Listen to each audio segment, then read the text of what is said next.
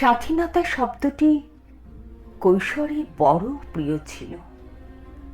যেন আবছা দিগন্তের ওপাশেই রয়েছে সেই ভালোবাসার মতন শিহরণময় এক গভীর প্রান্তর।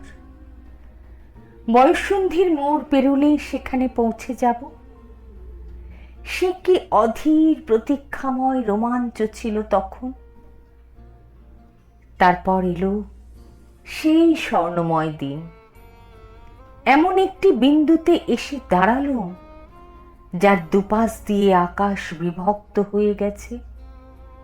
সূর্যের সোনালি রশ্মি আশীর্বাদ জানালো। বৃষ্টি দিল সব গ্লানি ধুয়ে। সবাই বলল, এই তো বেশ পবিত্র ও প্রস্তুত হয়েছ, এবারে কয়েকখানার মধ্যে সুসুর করে ঢুকে পড়ো। 22 বছরে পা দেবার পর দুদিকে দোকান ধরে টান মারল জীবিকা ও সামাজিকতা। পৃথিবীটাকে যেরকম চেয়েছিল তার উপরে শুধুই কুয়াশা। যেন সব কিছুই আছে, ছুঁতে পারছি না। চেয়েছিলাম মানুষের মুক্তি, কিন্তু আমার হাতে পড়ছে বন্ধন। দূরত্বের আড়াল থেকে কেউ যেন ডাকছে, বুঝতে পারছি না ভাষা। ছোট ছোট আরাম টুকিটাকি মোহজালে জড়িয়ে দিয়েছে সর্বাঙ্গ। এরকম কথা ছিল না, এরকম তো কথা ছিল না।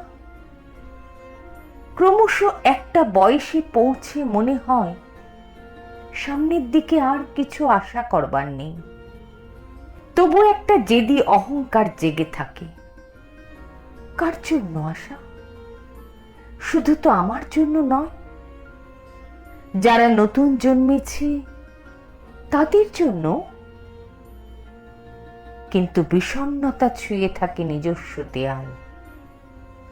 গাঢ় অভিমানে মাঝে মাঝে গলা চুপসে আসে। চারপাশে শুনতে পাই প্রকৃত স্বাধীনতা নয়, শুধু স্বাধীনতা শব্দটির দেহতত্ত্ব নিয়ে চলেছে তুমুল কলরব। মাঝে মাঝে ছেড়ার চেষ্টা করে পালিয়েছি।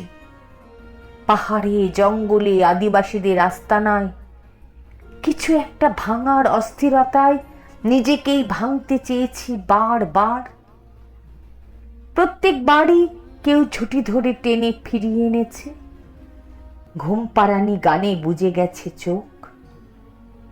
জেগে উঠে বুঝেছি ওসব দুদিনের মৌখিক ছদ্মবেশ। বুক টনটন করে উঠেছে। মেনে নিতে চাইনি। মনে হয়েছে আছে, আছে, পথ আছে। পৃথিবীর এ প্রান্ত থেকে ও প্রান্ত ঘুরে দেখি স্বাধীনতার পোশাক পরা অস্ত্রধারীদের মহড়া। আমার মন খারাপ।